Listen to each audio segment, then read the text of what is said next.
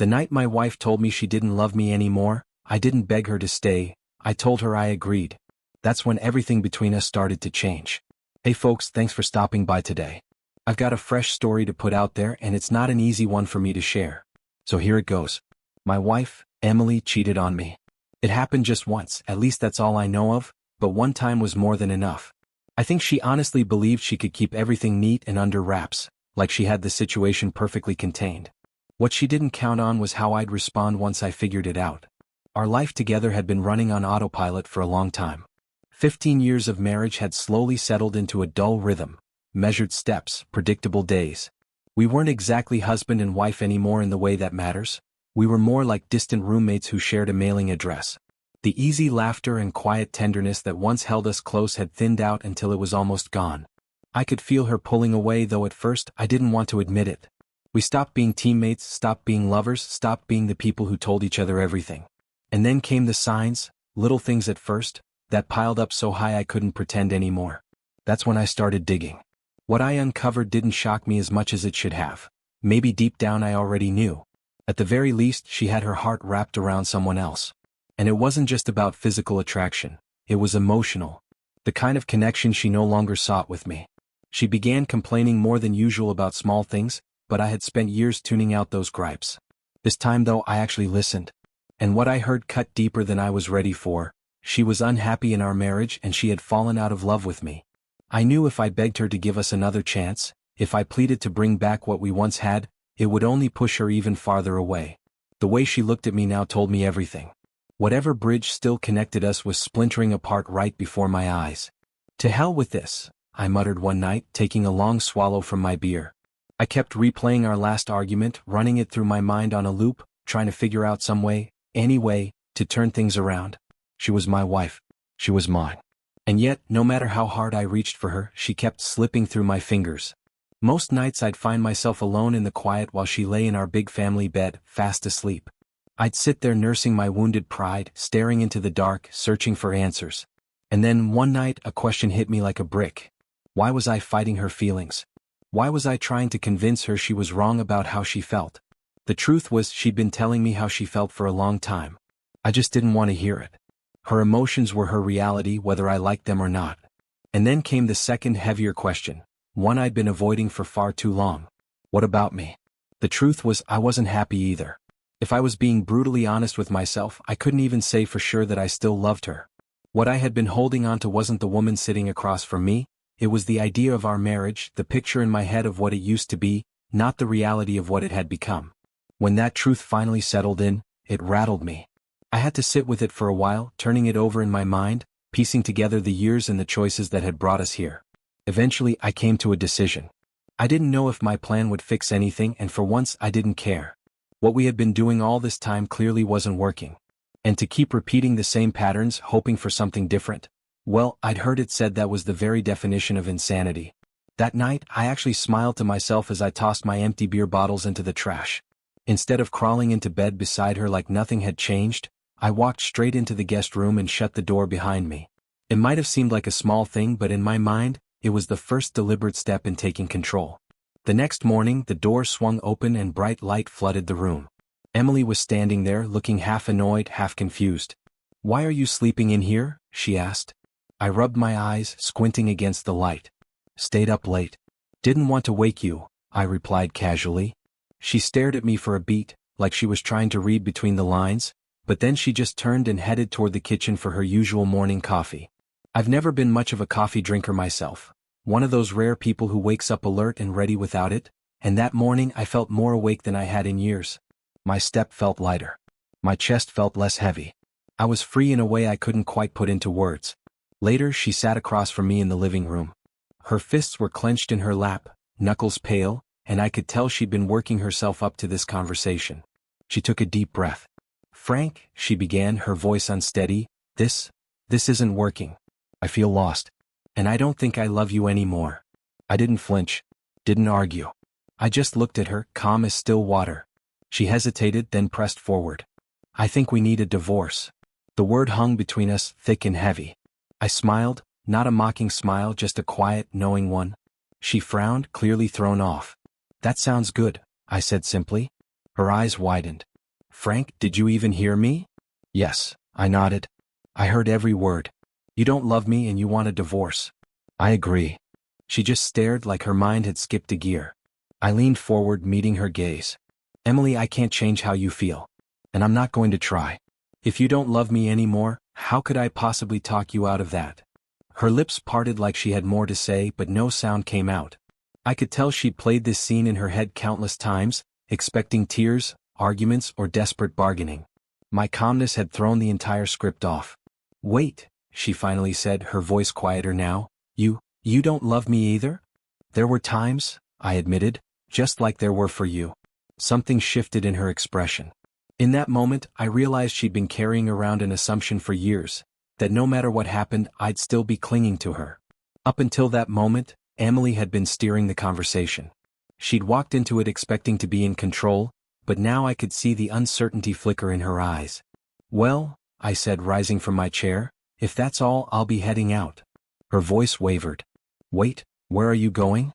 I slipped my arms into my jacket, thinking I'll check out a couple of bars. Might even start meeting new people. I gave her a casual wave as I walked toward the door, leaving her frozen on the couch, her mouth slightly open like she'd forgotten what she was about to say. At the bar, I ordered a bourbon neat and found myself a quiet table in the corner. Before I even thought about it, my phone was in my hand. I scrolled until I landed on Jessica's name, a coworker who had a reputation for soaking up every bit of workplace gossip. I knew the part one was about to play, the wounded, blindsided husband. I told her the tragic version of events, making sure to lay it on thick about Emily asking for a divorce out of nowhere.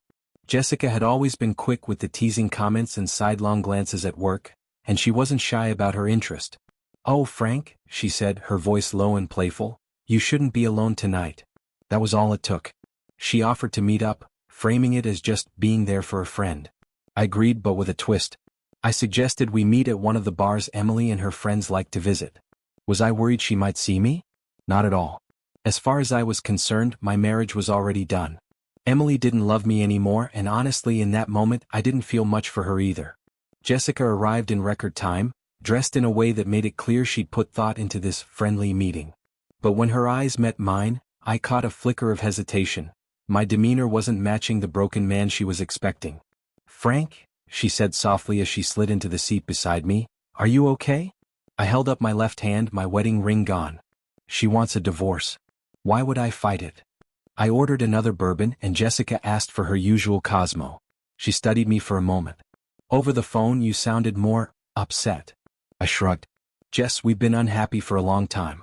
Truth is, maybe I don't love her like I once did. She wants this, so I'm not going to stand in her way. I'm done sitting around feeling like I've been forgotten, unloved. Jessica took a long sip of her drink, her eyes not leaving mine, as if she was trying to figure out what exactly she had just stepped into. I could see something shifting behind Jessica's eyes, like she was piecing together the unspoken parts of the night. Maybe we should dance, she suggested suddenly. I didn't bother answering with words, just reached for her hand and led her straight to the dance floor. She fit against me like we'd done this 100 times. If this is just to get back at her, Jessica whispered, her lips close to my ear. I arched an eyebrow. Maybe. She pressed in closer, her voice low and certain. I'm okay with that. We stayed out there for hours, the music washing over us. No texts. No calls. No thoughts about Emily. For the first time in a long while, my mind was quiet. Jessica was easy to be around, playful, confident, and if I was being honest, more physically striking than Emily. By the time we stepped outside, the night air felt almost electric. In the parking lot, she leaned in and we kissed. I pulled open her car door with a grin. See you at work tomorrow, I told her. She nodded, already aware of what I was thinking. By morning, the whispers would be making their way through the office and I didn't care one bit. For the first time in years, I felt unchained. But if I was honest with myself, there was more to it than that. I was looking forward to Emily hearing about it. When I walked through the front door, her voice came sharp and fast. Where have you been? She wasn't in bed, she'd been waiting for me. The moment she heard the door, she got up, ready to confront me. I shrugged out of my coat, hung it in the closet, and started unbuttoning my shirt. I went out, I said evenly. Told you I was leaving. Why should you care? Frank, she started, then hesitated. I was worried you might do something. Her words trailed off as she searched for the right ending. Something bad to yourself. I gave her a small, calm smile. Emily, I know where we stand. I know how you feel and I'm at peace with it. You want a divorce? You've got it. I would never try to keep you trapped in a marriage with someone you don't love. I grabbed my pillow and the clothes I'd need for the morning, heading toward the guest room. Frank, she called softly. I stopped, shifting the bundle in my arms. What? Her eyes dropped to the floor. I don't understand. You don't have to sleep in another bed. Are you saying you want to move out of our bedroom? I wasn't about to make this easy for her. Why? I asked. Were you planning on moving out instead? Her eyes widened and she let out a sharp gasp, wiping quickly at a tear that had escaped down her cheek. I didn't mean that, she stammered. I just meant, you can stay if you want to. If you don't, well, I guess I could move to another room. She was fumbling now, clearly unsettled. I realized she'd never actually pictured herself sleeping alone, not for real. The idea of physically leaving her own bedroom was enough to shake her. I decided to spare her from twisting in that discomfort. This bed's more comfortable, I said evenly. I'll stay here with you, if it's not too much trouble. Her whole face brightened almost instantly. Oh, yes, that would be wonderful. I mean, it's no problem for me. Then it's settled, I replied, tossing my pillow back onto the bed. She seemed eager to keep talking, but I was too drained for another round of back and forth. I told her we'd talk later. By the next evening, I'd already gotten more female attention in one day than I had in the past 5 years. 3 different women at work had hinted, some not so subtly, that they were interested. A buddy of mine even passed me his sister's number, a widow who'd been struggling to meet someone decent. My calendar was suddenly filling up with dates, including another night out with Jessica. But I'd left this evening free. Emily and I needed to clear the air, and more importantly, we needed to start living separate lives, even if we were still under the same roof. When I walked through the door that night, she was there again, waiting. Carol saw you last night, she said sharply, not even letting me set down my keys. She said you were at the bar, with a woman. Who was she? What were you two doing together? She crossed her arms, her tone halfway between accusation and disbelief. Carol said you looked very comfortable. For a moment I could have unloaded on her. I could have called out her hypocrisy, reminded her of her own betrayals, and listed every sign she'd ignored. But I didn't. Instead, I gave her a calm smile. I'll answer your questions after I change, I said. She tried to block me with more questions, but I walked right past her and went to the bedroom. When I came back out, she was planted in the middle of the living room, arms folded tight across her chest, eyes flashing with anger, and something else. Maybe guilt. It was Jessica, I told her plainly. From work. I didn't dodge. I didn't sugarcoat. I could see in her face that she was expecting excuses, maybe a lie to smooth it over. She didn't get one. What were you doing together? She asked, her voice sharp, almost accusing. We were on a date, I said evenly. Her head snapped back like I'd slapped her. A date? She shrieked. I nodded, completely calm, and took my seat. You have no right, she burst out. We're married. What makes you think you can do that? I stood, walked into the kitchen, poured myself a drink, and then returned to the couch. She was still on her feet, her whole body stiff like a spring ready to snap, waiting for me to explain myself. Why should it bother you? I asked quietly. She just stared, mouth hanging open. We're married, she said again, softer now, like she was trying to remind herself. But you want a divorce, don't you? I pressed. She nodded, but her voice was shaky. And you've told me you don't love me, right? I said I'm not in love with you, she corrected, as if that wording made the wound less deep. And I agree, Emily, you're not in love with me anymore. So why wouldn't I look for love somewhere else? You want a divorce. You've already admitted you're not in love with me. What reason do I have to sit here, trapped in a marriage neither of us is fighting for? She collapsed into the chair across from me, her shoulders slumping. What will people say? Don't you realize how this looks? Carol is probably gossiping all over town about my husband. Don't you dare call Jessica anything disrespectful, I cut in sharply before she could finish. She was a perfect lady and I treated her with respect. She went on a date with a married man. I call that promiscuous, Emily shot back. Oh really? I said, getting to my feet and pacing slowly in front of her. She's single. If that makes her promiscuous, then what does that make a married woman who spends time with other men behind her husband's back? Emily froze, color draining from her face. She didn't answer, but I could see the panic bloom in her eyes, her mind racing to figure out how much I knew. What does that have to do with me? She finally snapped, her voice rising in defense. I didn't respond. I just looked at her. Let the silence grow heavy between us. And in that silence she saw it, she knew I knew. Her voice trembled. How much do you know? Enough, I said, my voice cutting sharp now. Whether you slept with them or not, I don't care. This marriage ended the moment you decided I didn't matter anymore. I'm not going to fall apart over it. I'm moving forward, because clearly my wife has no interest in taking care of me, or even being my wife. I walked into the kitchen. Dinner wasn't made, so I started cooking something simple for myself. A little while later, she came in quietly and stood off to the side, watching me finish my meal. I'm very sorry, she said softly, almost in a whisper. I set my plate in the sink, turned and looked her in the eyes. I'm sorry too. I've got plans for the rest of the week, I told her evenly as I rinsed my glass. Don't expect me home early. And if you'd rather, I can start sleeping in the guest room again. She didn't answer, just stood there, silent. I went upstairs and that night I made the choice myself. Guest room. I had no doubt Emily's mind kept her awake long after the lights went out. The next day I met up with Christina, a divorced mother of two I'd been introduced to through a friend. We ended up at a laser tag arena of all places, running around like teenagers, laughing until our sides hurt. Under the dim glow of neon lights, we kissed. It felt good, really good, to be wanted again, to be chosen. When I got home later that night, Emily was waiting. You seem to have had a good time, she said, her voice carefully neutral, as though every word had been measured before it left her mouth. I did, I replied, smiling slightly. Thanks for noticing. How was your evening? For the first time in months we actually sat down and talked, not argued, not traded barbs, but talked. She admitted that she'd never actually slept with anyone else, though she'd kissed other men and shared private, emotional conversations with Justin from her office. I wasn't ready to cheat, she whispered, almost like she needed me to believe her. Even if you didn't cross that final line, I said, you still betrayed me, Emily. We were supposed to be a team. But I respect that you didn't take it further. She hesitated, chewing at her lip. Frank, I don't know if I want a divorce anymore. I gave her a small smile. Let me know when you figure it out. When I headed toward the guest room, she followed. Frank, she said softly as I unbuttoned my shirt, come back to bed. I paused, looking at her. Do you think that's wise? Tears spilled down her cheeks.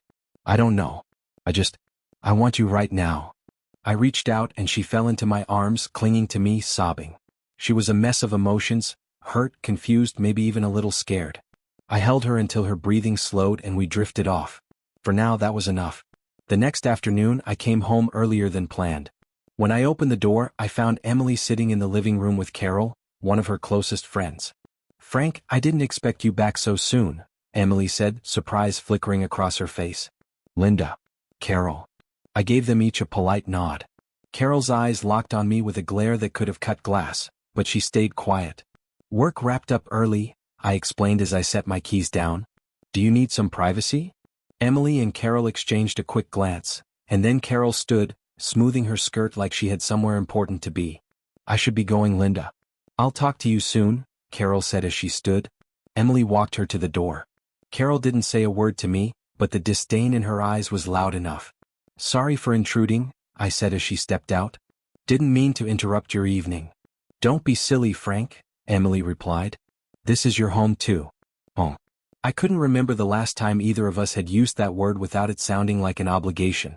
Have you eaten? She asked. She pointed to the leftovers from whatever she and Carol had made earlier. I sat and picked at the food while she moved around the kitchen, tidying up. How are you?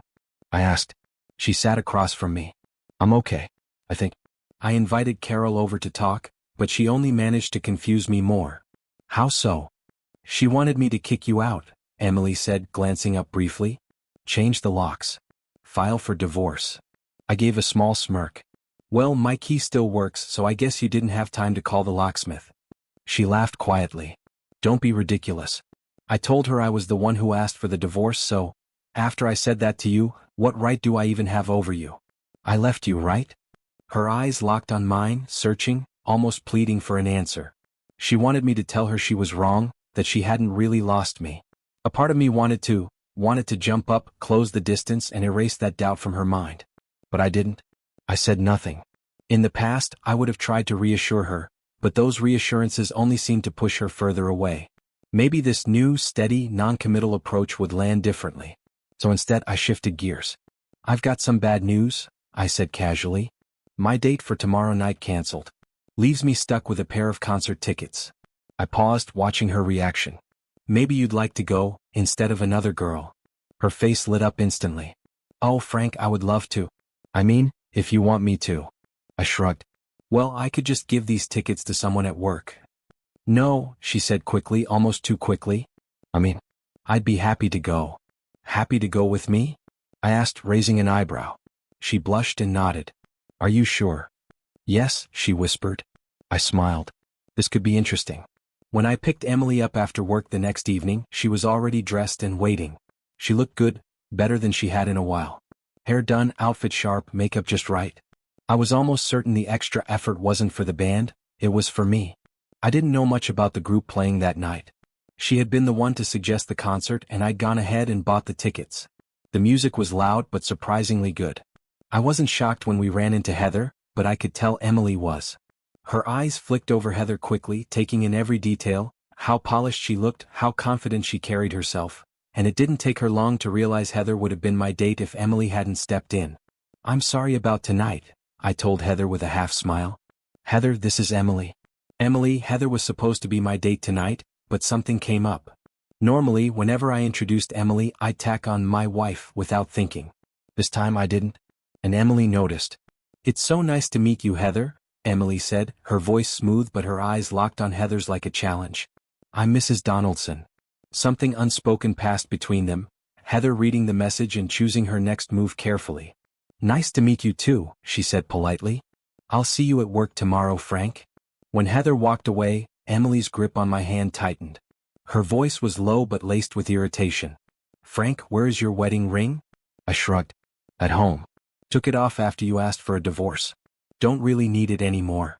For a moment she just stood there stunned. I could see the words she wanted to say, but they didn't make it past her lips.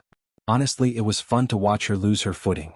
Frank, we aren't divorced yet, she finally managed. I smiled and turned my attention back to the stage, letting the music swallow the rest of her protest. Throughout the night, I made a few trips to the bar to refill our drinks. Every time I was gone, Emily's eyes followed me like a hawk. And every time, without fail, some woman would strike up a conversation. Sometimes casual, sometimes not so casual. One even slipped me her number. I didn't hide it and Emily saw it all. She didn't say a word, but I could tell something was shifting. For the first time in years, she saw me through different eyes, saw the same charm, wit, and ease that had once pulled her in. Tonight, I think she remembered exactly why she'd fallen for me. We drove home in silence. She didn't speak and neither did I. When we finally got inside, we started getting ready for bed. Then she broke the quiet. Frank, she said softly, where's your wedding ring? I pointed toward the dresser. Sock drawer. Emily walked over, slid it open, and pulled out the gold band. She stared at it for a long moment before looking back at me. The weight of it, the meaning it used to carry, was written all over her face. Her eyes shimmered. It's yours now, I told her. I think you should throw it away. Or sell it. She studied me like she was trying to read between the words. What should I do with it? She asked quietly. Whatever you want, I said. That ring had once stood for something, our love, our marriage, the life we were building. But somewhere along the line, it became just another object in a drawer. I drifted back to sleep, and when morning came, the smell of breakfast pulled me out of bed. Emily had made eggs and bacon. She'd always been a great cook and I appreciated the effort. As we ate, I noticed something. She still had her wedding and engagement rings on. She kept fidgeting with them, twisting them around her finger. Later that morning at work, my phone buzzed. Carol. Carol, I said, a little surprised. Didn't expect to hear from you. What can I do for you? Lunch today. 12:30, Bohemia, she said briskly, then hung up.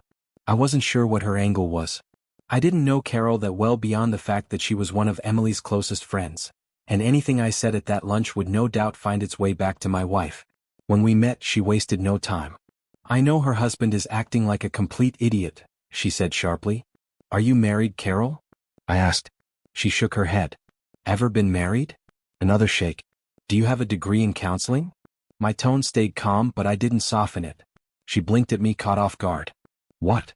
You heard me, I said. Do you have any professional qualifications that make you the right person to give advice about someone else's marriage? I let the question sit there for a moment before continuing. You talk about helping her, guiding her, but all you know is her side of the story. Carol's eyes began to well with tears. I could tell the point had landed. I didn't push further. I'd said enough. Carol, I said, my voice gentler now. Emily looked me in the eye and told me she wanted a divorce. She said, I don't love you anymore. That's what Emily had told me. I looked across the table at Carol.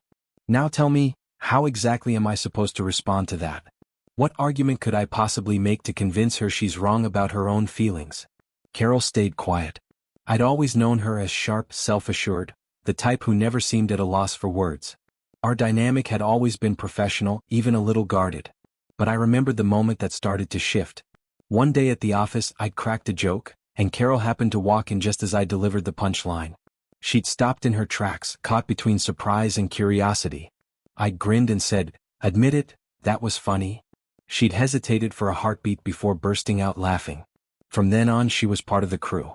But tonight was different. Tonight she wasn't one of the guys. Tonight she was very much a woman. The pull between us was undeniable, the kind of unspoken current that makes the air feel heavier. She let me get closer than any of my other dates had allowed. And then, just when it could have gone further, I was the one who stepped back. When I came home later, Emily wouldn't meet my eyes. You smell like her. Her voice was quiet, but the realization in her tone hit me hard. Guilt washed over me in an unexpected wave. I'm sorry, I said, standing there, unsure if I should move toward her or give her space. I didn't think about it. I want you in our bed, she whispered, but I can't handle this. I can pretend you're just out with the guys. I can ignore what people say. But I can't ignore the scent of another woman on you.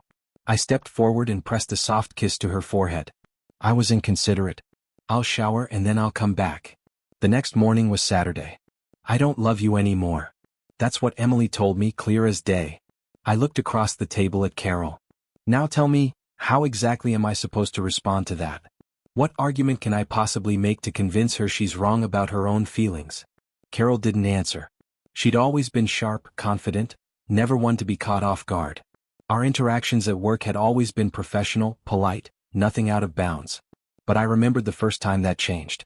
I'd been in the middle of telling a joke in the break room, and just as I hit the punch line, Carol had walked in. She froze, clearly not expecting it. I turned, caught her expression, and grinned. Admit it, that was funny. She hesitated for half a second, then burst into laughter. From that moment on, she wasn't just Linda's friend to me, she was one of the crew. But tonight she wasn't one of the guys. Tonight she was all woman. The chemistry between us was thick, electric. She let me get closer, much closer, than any of my other dates had allowed. And just when the moment was ready to tip over the edge, I surprised even myself by being the one to pull back. When I walked in the door later, Emily wouldn't meet my eyes. She just said quietly, you smell like her. It hit me then, she knew. And with that realization came a rush of guilt I hadn't expected. I'm sorry, I said, stepping back slightly. I didn't think about it. I want you in our bed, she whispered, but I can't handle this. I can pretend you're just out with the guys. I can ignore the whispers. But I can't ignore the scent of another woman on you. I leaned down and kissed her forehead. You're right. That was inconsiderate. I'll take a shower and then I'll come back. The next morning was Saturday. I'd barely started to stir when Emily came in, carrying a breakfast tray. What's the occasion? I asked, sitting up a little. She set the tray down and sat on the edge of the bed. No occasion. I just wanted to do something nice. I looked at her for a moment, then decided I needed to be honest. Emily, there's something you need to understand, I said slowly, choosing my words. I may still see other women. Her throat bobbed as she swallowed. For a long moment, we just held each other's gaze, the silence between us heavy. Finally she nodded. I suppose I shouldn't be surprised, she said quietly. You okay with that? I asked. She hesitated, then said it so softly I almost missed it. I love you. I reached out and cupped her face in my hands. Then show me. She leaned in, meeting my kiss with a hunger I hadn't felt from her in years. There was urgency in it, desperation even. That night we found each other again. It was as if we were making up for every lost moment, every missed opportunity to connect. I had been ready to let her go, ready to walk away without looking back. But the more she saw me moving forward, the more she seemed to understand what she stood to lose. It's strange how it works. What you don't have, you suddenly want the most. What you have, you tend to take for granted. I live by those words now. So, am I still seeing other women? No. I haven't had to. Not because I can't, but because now Emily and I truly listen to each other. We hear each other. And as long as we keep doing that, there's no need for anything, or anyone, else. Dear readers, I'd like to hear from you. What do you think? Have you been in a place like this, where love felt lost but somehow found its way back? Share your thoughts below. I'll be reading every single one.